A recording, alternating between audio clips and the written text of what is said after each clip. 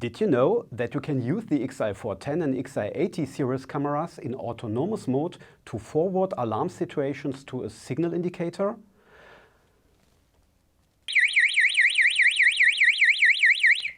For sure, it is also possible with an Ethernet connection and with your PC to show the alarm signal.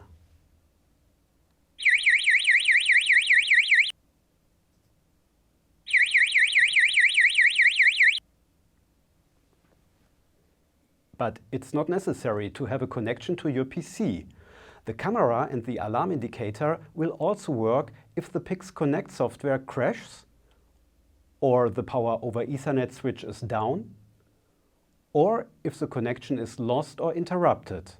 So also without any PC connection, you will have the correct alarm detection coming from the camera.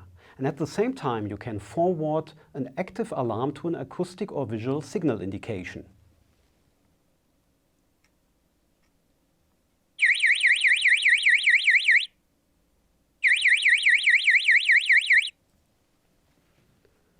The system has a very low energy consumption in autonomous mode of only 1 watt.